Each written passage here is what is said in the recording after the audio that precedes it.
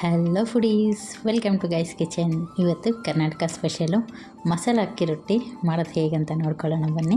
ಅದಕ್ಕಾಗಿ ಏನೆಲ್ಲ ಇಂಗ್ರೀಡಿಯೆಂಟ್ಸ್ ಬೇಕು ಅಂತ ನೋಡೋಣ.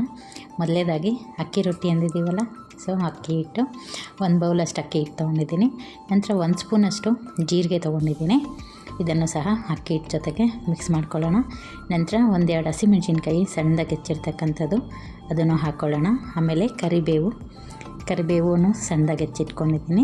ನಂತರ ಕಾಯಿ ತುರಿ, ಹಾಗೆ 2 ಈರುಳ್ಳಿನ ಸಣ್ಣದಾಗಿ ಹೆಚ್ಚಿರ್ತಕ್ಕಂಥದ್ದು ಇದನ್ನು ಸೇರಿಸ್ಕೊಂಡು, ಮೇಯ್ನ್ ಇಂಗ್ರೀಡಿಯೆಂಟ್ ಬಂದು ಸಬ್ಬಸಿಗೆ ಸೊಪ್ಪು, ಇದನ್ನು ಸಹ ಹಾಕ್ಕೊಂಡು ಈಗ ರುಚಿಗೆ ತಕ್ಕಷ್ಟು ಉಪ್ಪನ್ನು ಸಹ ಹಾಕಿ ಹಾಗೆ ಡ್ರೈ ಮಿಕ್ಸ್ ಮಾಡ್ಕೊಳ್ಳೋಣ ಒಮ್ಮೆ.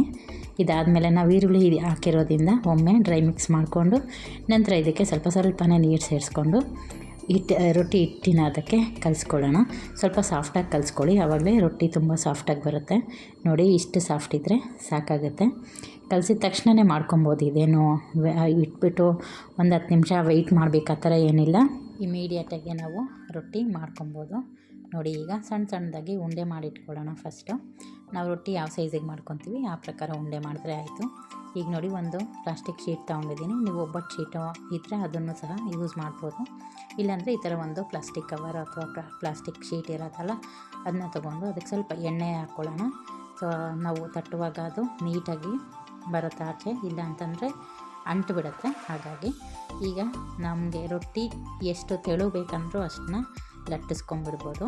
ಮೇಯ್ನ್ ಏನಂದರೆ ಕಲಿಸುವಾಗ ಇದನ್ನು ತುಂಬ ಸಾಫ್ಟಾಗಿ ಕಲಿಸ್ಬೇಕು. ನೋಡಿ ಎಷ್ಟು ನೀಟಾಗಿ ಸ್ಪ್ರೆಡ್ ಆಗ್ತಾಯಿದೆ ಅಂತ. ಗಟ್ಟಿಯಾಗಿ ಕಲಿಸ್ಕೊಂಡ್ರೆ ತುಂಬ ಪ್ರೆಸ್ ಮಾಡಬೇಕಾಗುತ್ತೆ, ನಂತರ ರೊಟ್ಟಿನೂ ಸಹ ಹಾರ್ಡಾಗಿಬಿಡುತ್ತೆ. ಹಾಗಾಗಿ ಹದ ಈಗಿದ್ರೆ ಪರ್ಫೆಕ್ಟಾಗಿ ಬರುತ್ತೆ.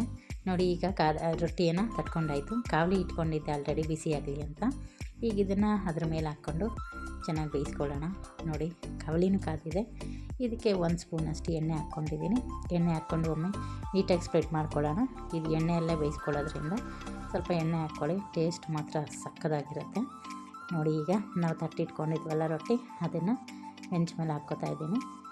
ಈಗ ಇದನ್ನು ಒಂದು ಲಿಡ್ ಕ್ಲೋಸ್ ಮಾಡಿ ನೀಟಾಗಿ ಬೇಯಿಸ್ಕೊಳ್ಳೋಣ. ಒಂದು ಕಡೆ ನೀಟಾಗಿ ಬೆಂದಾದಮೇಲೆ ಮತ್ತೊಂದು ಕಡೆನೂ ಬೇಯಿಸೋಣ. ಹಾಗೆ ಚಾನಲ್ ಯಾರೆಲ್ಲ ನೋಡ್ತಾ ಇದ್ದೀರಾ ಸಬ್ಸ್ಕ್ರೈಬ್ ಮಾಡ್ಕೊಂಡು ನೋಡಿ, ನಿಮ್ಮ ಫ್ರೆಂಡ್ಸ್ ಆ್ಯಂಡ್ ಫ್ಯಾಮಿಲಿ ಜೊತೆ ಶೇರ್ ಮಾಡಿ. ರೆಸಿಪೀಸ್ ಎಲ್ಲ ಹೇಗಾಗ್ತಿದೆ ಅಂತ ಕಮೆಂಟ್ ಮಾಡೋದನ್ನು ಮರಿಬೇಡಿ. ಹಾಗೆ ರೆಸಿಪಿ ಹೇಗಾಯಿತು ಅಂತಲೂ, ಟ್ರೈ ಮಾಡಿದ್ದಾದಮೇಲೆ ಹೇಗೆ ಬಂದಿತ್ತು ಅಂತಲೂ ಕಮೆಂಟ್ ಮಾಡಿ ಅಂತ ಹೇಳ್ತಾ, ನೋಡಿ ಈಗ ಒಂದು ಕಡೆ ಬೆಂದಿದೆ. ನಿಧಾನಕ್ಕೆ ಇದನ್ನು ಹಂಚ್ಗಳು ಬಿಡಿಸ್ಕೊಳ್ಳೋಣ ಫಸ್ಟು. ಅದಾದಮೇಲೆ ತಿರುಗಿಸ್ಕೊಂಡ್ಬಿಟ್ಟು ಇನ್ನೊಂದು ಸೈಡು ಸಹ ಹಾಗೆ ಚೆನ್ನಾಗಿ ಬೇಯಿಸ್ಕೊಳ್ಳೋಣ. ನೋಡಿ ಎಷ್ಟು ಸಾಫ್ಟಾಗಿದೆ. ತೆಗಿವಾಗಲೇ ನಿಮ್ಗೆ ಅರ್ಥ ಆಗುತ್ತೆ ಅಂದ್ಕೊತೀನಿ. ತುಂಬ ಸಾಫ್ಟಾಗಿರುತ್ತೆ. ಕೆಲವ್ರು ಮಾಡ್ತಾರೆ ಗಮ್ ಥರ ಹಂಗೆ ಎಳೆಯೋ ಥರ ಇರುತ್ತೆ, ಬಟ್ ಇದು ಆ ಥರ ಇರೋಲ್ಲ. ನೀವು ನಾನು ತೋರಿಸಿರೋ ಥರ ಟ್ರೈ ಮಾಡಿ, ಸಾಫ್ಟಾಗೇ ಇರುತ್ತೆ. ಬೆಳಿಗ್ಗೆ ಮಾಡಿ ನೈಟ್ ತಿಂದ್ರೂ ಟೇಸ್ಟಲ್ಲೂ ವ್ಯತ್ಯಾಸ ಆಗೋದಿಲ್ಲ, ಸಾಫ್ಟ್ನೆಸ್ಸಲ್ಲೂ ಸಹ ಯಾವುದೇ ವ್ಯತ್ಯಾಸ ಆಗೋಲ್ಲ. ಅಷ್ಟೇ ರುಚಿಯಾಗಿ ಅಷ್ಟೇ ಸಾಫ್ಟಾಗಿ ಬರುತ್ತೆ. Thank you.